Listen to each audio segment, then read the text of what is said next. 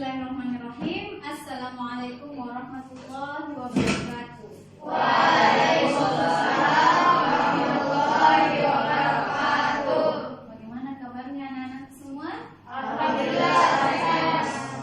Alhamdulillahirrahmanirrahim. Semoga insyaallah kita senantiasa diberikan kesehatan serta kesempatan dan keistiqomahan dalam menuntut ilmu setiap saatnya. Sebelum kita memulai pembelajaran kita hari ini, saya persilakan kepada Ananda ketua kelas Ika untuk memimpin doa sebelum belajar. Silakan, Nak. Israel membaca surah Al-Fatihah dan doa sebelum belajar bersama-sama dimulai. Bismillahirrahmanirrahim. Alhamdulillahirabbil alamin. Ar-Rahmanir-Rahim. Maliki yaumiddin. Iyyaka na'budu wa iyyaka nasta'in. Ihdinas siratal mustaqim. Siratal ladzina an'amta 'alaihim ghairil maghdubi 'alaihim waladdallin. Bismillahirrahmanirrahim. Rabbi zidni ilman warzuqni fahman. Ya Allah, tambahilah ilmuku dan pertinggilah kecerdasanku. Amin. Ya Rabbal Alamin. Terima kasih Ananda Akila telah memimpin doa belajar kita semua. Semoga doa yang kita panjatkan insya Allah diijabah oleh Allah Subhanahu wa Ta'ala. Baik Ananda sekalian, sebelum kita memasuki materi, kita bersama-sama menyanyikan lagu Indonesia Raya, dan saya berharap semua Ananda silakan berdiri.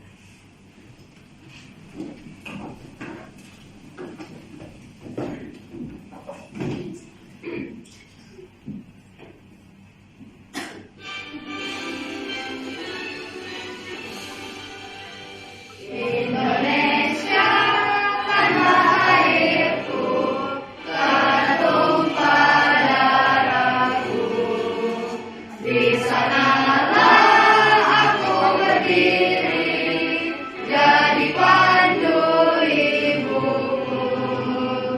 Indonesia kebangsaanku, bangsa dan tanah airku. Marilah kita bersatu, Indonesia bersatu.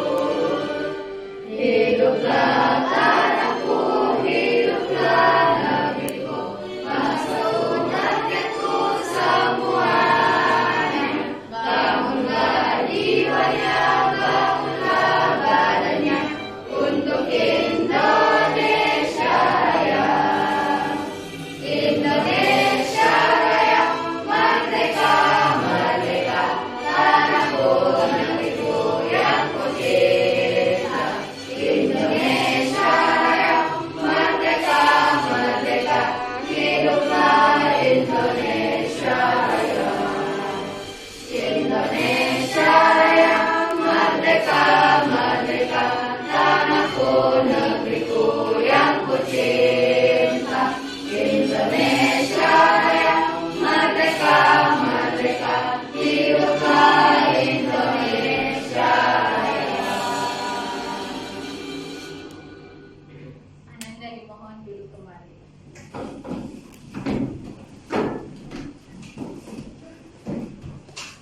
Oke, baik. Seperti biasa, Nak, sebelum kita masuk ke pembelajaran, misalkan mengecek kesiapan pelajaran Anda. Ada semua buku cetaknya? Ada. Ada sampah tidak di sampingnya? Ya, alhamdulillah bersih ya. Oke, baik. Alhamdulillah bukunya juga lengkap. Baik anak-anak sekalian, sekarang Miss mau mengecek kehadirannya. Siapa yang tidak hadir hari ini, Nak? Naugi. Kenapa Naugi sayang?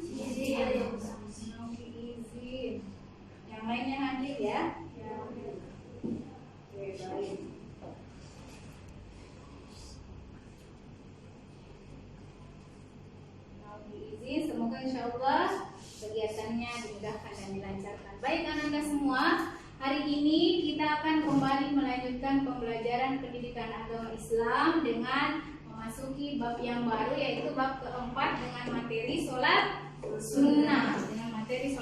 Tapi sebelumnya Miss mengingatkan dulu tentang materi sebelumnya di bab ketiga. Ada yang masih ingat materi sebelumnya? Ya, berperilaku jujur dan adil. Ada yang bisa menjelaskan apa itu jujur dan adil? Masih materi yang lalu, silakan. Jujur adalah benar. Dalam bahasa Arab biasa disebut dengan as-sidqu. Jujur adalah perilaku terpuji di mana sesuai dengan perkataan. Ya, dengan kenyataannya ya. Ya, jujur adalah sesuai dengan kenyataan yang terjadi. Itu adalah pengertian jujur. Ada yang bisa memberikan contoh dari sifat jujur? Ya, silahkan. Tidak menyontek dan mengakui kesalahan. Ya, Masya Allah, tidak menyontek dan mengakui kesalahan. Apapun kesalahannya, jika itu benar, jika itu sesuatu yang harus diucapkan dengan benar, harus bisa mengaku ya. Baik, berarti tidak ada lagi yang suka nyontek. Dan alhamdulillah di sini insya Allah jujur ya semua. Sekarang tentang adil.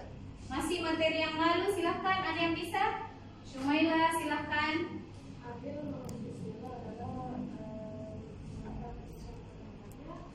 menerima dan memberikan sesuatu-sesuatunya kurang. Ya, Masya Allah, tidak memberikan sesuatu lebih atau kurang, berarti harus adil. Ada yang bisa nak contoh adil itu seperti apa? Silahkan, Kiflan. Bersikap sabar terhadap teman dan tidak menjelek-jelekan. Ya. Memberikan kesempatan kepada teman untuk berpendapat.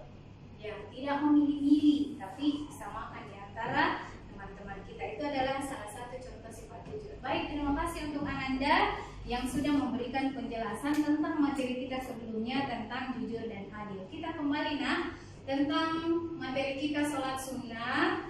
Sholat sunnah itu terbagi 3 ya. Sholat sunnah yang pertama berjamaah munfarid dan yang ketiga berjamaah munfarid. Sekarang Miss mau menggali dulu pemahaman awal Ananda tentang sholat sunnah. Sholat sunnah pastilah kita pernah melakukannya ya. Kira-kira ada yang bisa memberikan jawabannya tentang apa itu sholat sunnah? Ya, Erlan dulu, perlu ya, silahkan Erlan. Sebenarnya jadi sholat yang dianjurkan untuk dilaksanakan, namun jika tidak dilaksanakan tidak mendapatkan dosa. Iya, itu namanya sunnah makan. Sangat dianjurkan untuk dilaksanakan, tapi ketika tidak dilaksanakan tidak berdosa. Sekarang Lokia masih tentang sholat sunnah. Sholat sunnah adalah sholat yang dilaksanakan untuk menyempurnakan sholat fardu dan jika dilaksanakan akan mendapatkan pahala, sedangkan jika tidak dilaksanakan tidak apa-apa. Iya, Masya Allah. Bagaimana yang lain? Sepakat dengan pendapat temannya? Ya, baik anak-anak sekalian.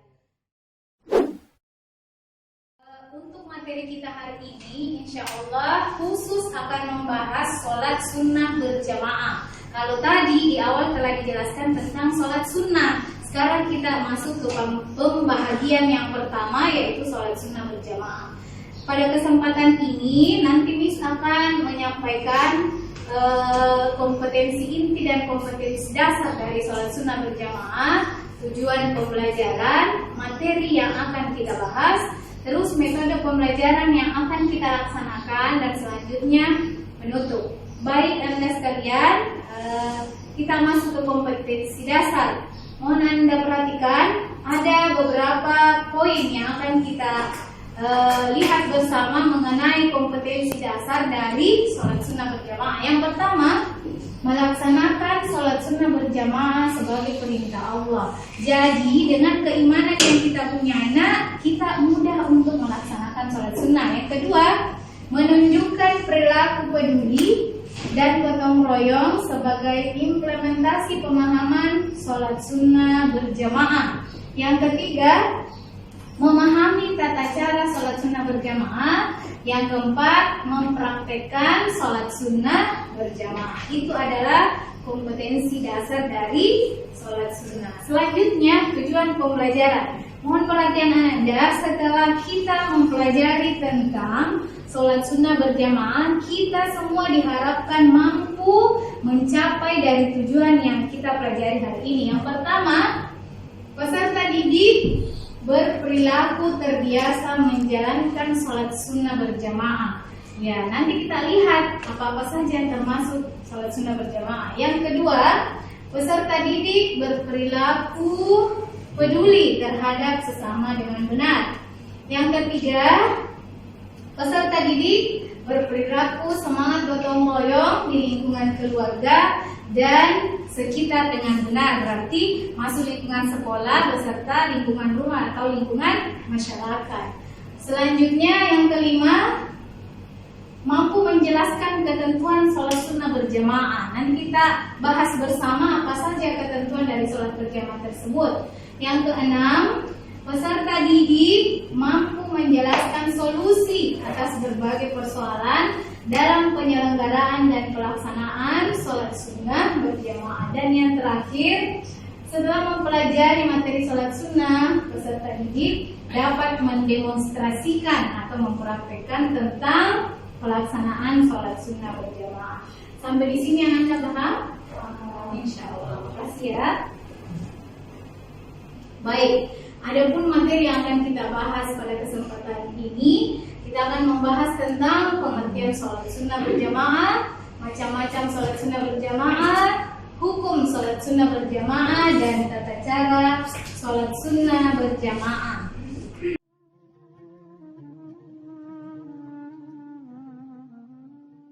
Assalamualaikum warahmatullahi wabarakatuh. Assalamualaikum warahmatullahi wabarakatuh. Terima kasih. Kami akan menanyakan apakah semua sholat sunnah itu bisa berjamaah termasuk qobliyah ba'diyah. Terima kasih. Wassalamualaikum warahmatullahi wabarakatuh. Bismillahirrahmanirrahim. Yang pertama adalah sholat sunnah. Ada sholat sunnah yang memang disunnahkan untuk dilakukan dengan berjamaah, seperti sholat hari raya Idul Adha dan Idul Fitri, sholat istisqa, sholat gerhana matahari, karena memang dicontohkan oleh Nabi SAW dilakukan dengan berjamaah. Kemudian qiyamul lail fil layali Ramadan, dan bangun malam melakukan sholat malam di bulan Ramadan, namanya sholat tarawih, itu disunnahkan berjamaah. Hadis sahih. Adapun selain daripada itu, maka tidak disunnahkan untuk berjamaah, seperti qobliyah ba'diyah, sholat duha, tidak disunnahkan untuk berjamaah. Akan tetapi para ulama mengatakan bahwasanya jika sholat-sholat sunnah itu dilakukan berjamaah tetap sah. Tetap sah. Tapi tidak disunnahkan berjamaah. Dan boleh untuk mendidik orang, anak-anak kita belum biasa duhaan, yuk duhaan, dilakukan dengan berjamaah. Tapi tidak boleh menjadi syiar nanti, sholat saja nunggu yang lain harus berjamaah. Tidak begitu.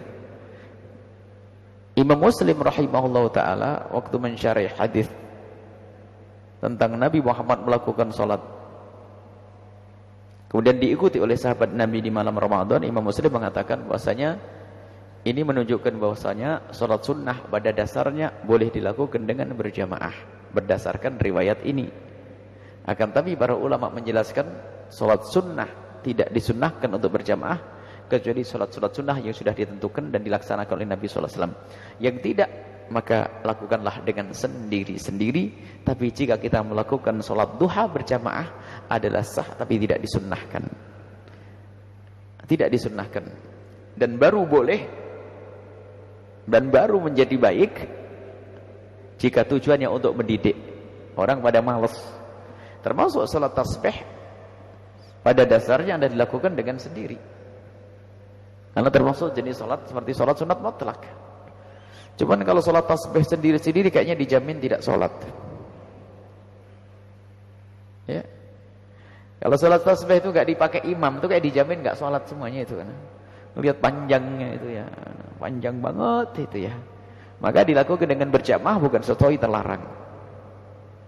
Yang menjadi bid'ah adalah menjadi bid'ah, orang kadang bikin bid'ah. Kalau kita jadikan syiar harus kita merubah. sesuatu yang boleh menjadi harus berjamaah. Jadi ini berjamaah untuk mendidik umat adalah boleh. Itu saja. Selagi sudah terdidik, sholatlah sendiri-sendiri. Dan itu lebih aman, lebih nyaman. Karena apa? Jangan sampai sholat mereka itu tergantung dengan berjamaah. Sebab apa? Manusia tidak selalu bisa berkumpul. Kalau dia melakukan sholat sunnah harus selalu berjamaah, maka banyak ditinggalkan itu sholat sunnah nanti. Kenapa? Di saat tidak berkumpul, lalu tidak melakukan sholat sunnah. Maka setelah itu berlatih dengan sendiri. Dan terus sendiri. Sampai begitu pentingnya istiqomah di dalam melakukan sholat sunnah, maka tetap disunnahkan kita untuk melakukan sholat biarpun kita di atas kendaraan. Maka ini termasuk fikih yang sering ditinggalkan, adalah kita melakukan sholat sunnah di atas kendaraan. Baik itu onta, kuda, ataupun mobil. Yang punya mobil pakai motor pun bisa melakukan sholat sunnah kita dalam keadaan di atas kendaraan. Kiblat kita adalah di mana arah mobil itu berjalan, itu kiblat kita. Dan selagi kita tidak bisa sujud sempurna, tidak usah sujud, tutup dengan isyarat. Dan Nabi memberikan contoh sholat ala dabati, sholat di atas kendaraannya. Kenapa begitu? Karena sholat sunnah itu bagi sebagian orang sudah menjadi rutin yang tidak ingin ditinggalkan. Maka pun demikian Nabi memudahkan sholat sunnah. Baik, itu saja.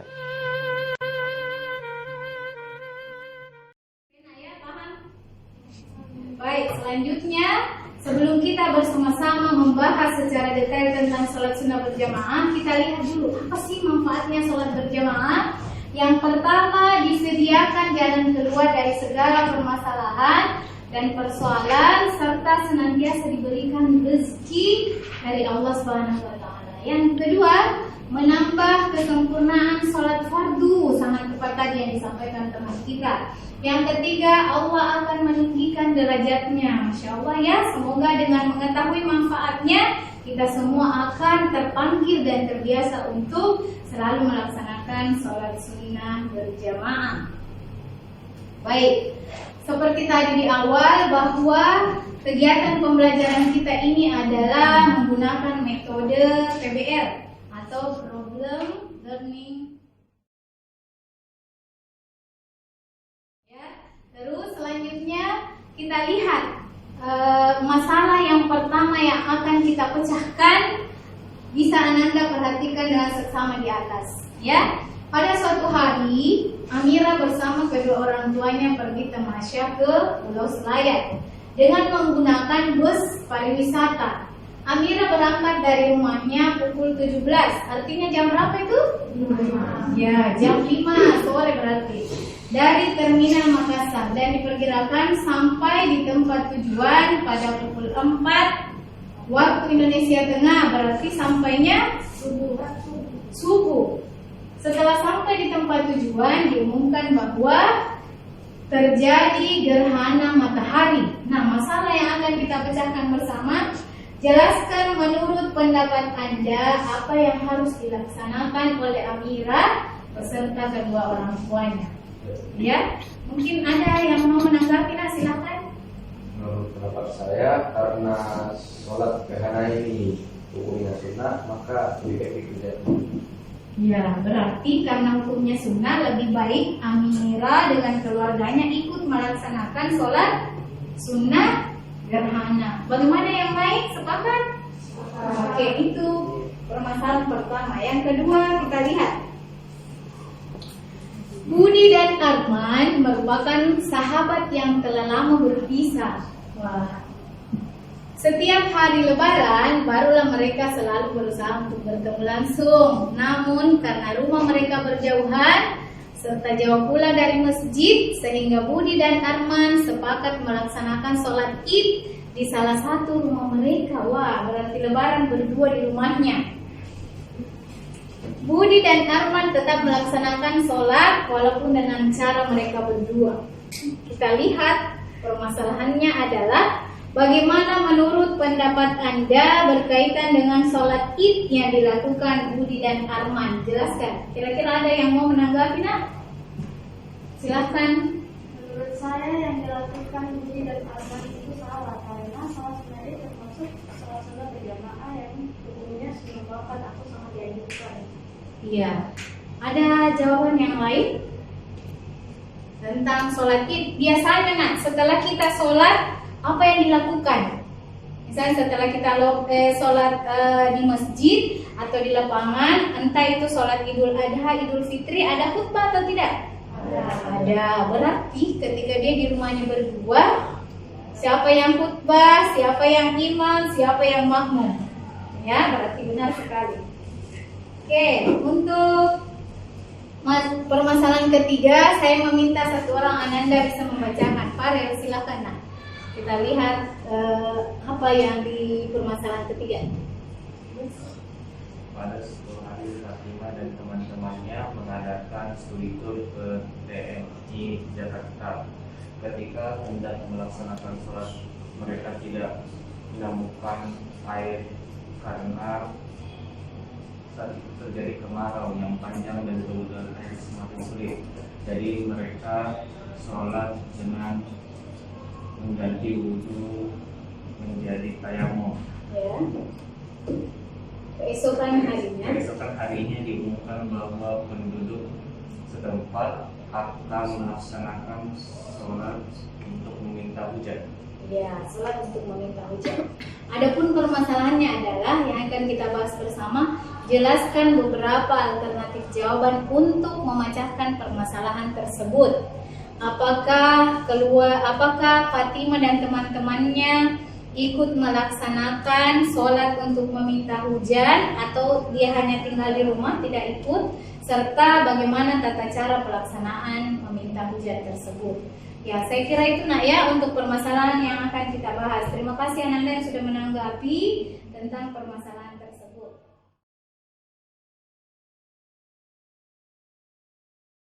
Untuk mendapatkan pemecahan masalah dari permasalahan kita hari ini, saat ini Miss Mariani akan membagi kelompok menjadi 4 kelompok.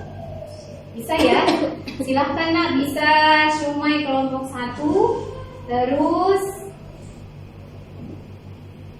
Najwa kelompok 2, kelompoknya Naila 3, kelompoknya Kiflan kelompok 4. Silahkan dulu diperbaiki posisinya. Bergabung yang terpisah kursinya berhadapan. Silakan saya dulu.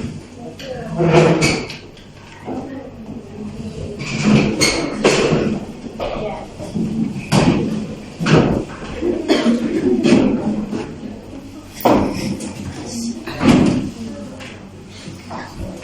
Ya, silakan posisinya seperti ini.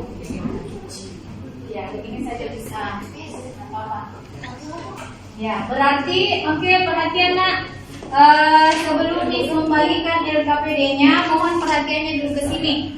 Miss tentukan dulu kelompoknya. Yang pertama, kelompoknya Shumaila, insya Allah akan membahas tentang sholat Id. Berarti di dalamnya ada 2, Idul Fitri dan Idul Adha. Kelompok 2, di kelompoknya Najwa akan membahas tentang sholat duha. Ya, sholat duha, ada apa? Siap nak ya? Shumai dengan Najwa. Sedangkan di kelompok 3 akan membahas tentang sholat gerhana matahari. Ya. Dan di kelompok 4 akan membahas tentang gerhana bulan. Sampai di sini Anda bisa paham atau ada yang ingin bertanya? Paham ya? Oke, baik. Di sini Miss akan membagikan LKPD-nya sambil Ananda mempersiapkan buku pembelajarannya dan didiskusikan apa-apa yang menjadi bahan pertanyaan di dalam lembar kerja ini, nah ya. Oke, perhatikan ya. Dan lembar kerjanya diberikan setiap individu supaya bisa bekerja sama dan berdiskusi. Jangan lupa tulis nama kelompoknya serta materi yang akan kita diskusikan.